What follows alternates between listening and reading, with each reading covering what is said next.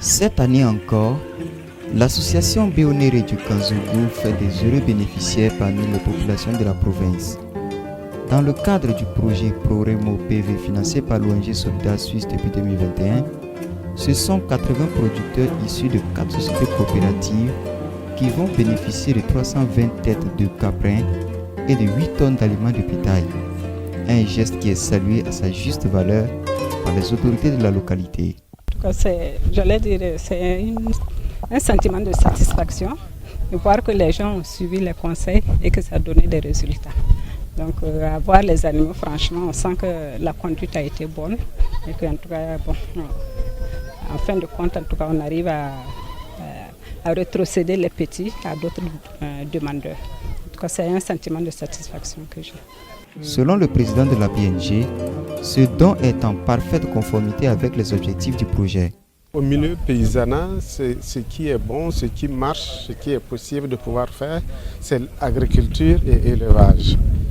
Et vraiment, nos soucis avec notre grand partenaire Soldat Suisse, c'est que nous arrivons à nous s'autosuffire en agriculture comme en élevage. Raison pour laquelle ils œuvrent inlassablement pour vraiment soutenir aux besoins de ces producteurs.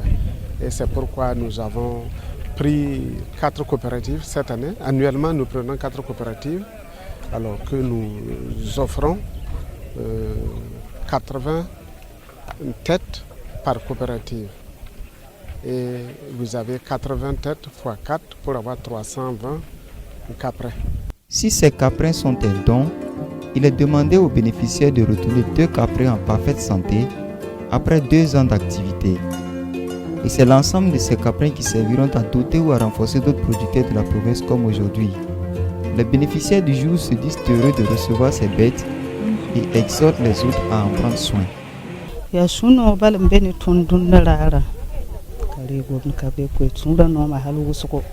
Tunda tamin nan sagaltaba to modon zan shama bala nebam pam ti ton pama ton mi pam ton morotil puron da matable pame ton puhru bla bar kuso ti wona kengne tori.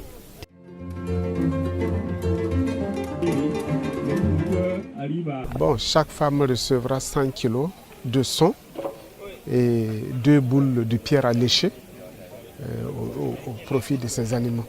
Et tout en sachant que il y a d'autres foins qui sont à domicile avec l'herbe qui va envahir d'ici là. Alors ces bénéficiaires-là pourront continuer à les élever comme il se doit. Et avant la fin de la campagne pluvieuse, ils auront fait quand même un stock de foin et ces animaux ne souffriront pas. La directrice provinciale des ressources animales et halieutiques exhorte les bénéficiaires à approcher les services vétérinaires en cas de maladie des bêtes.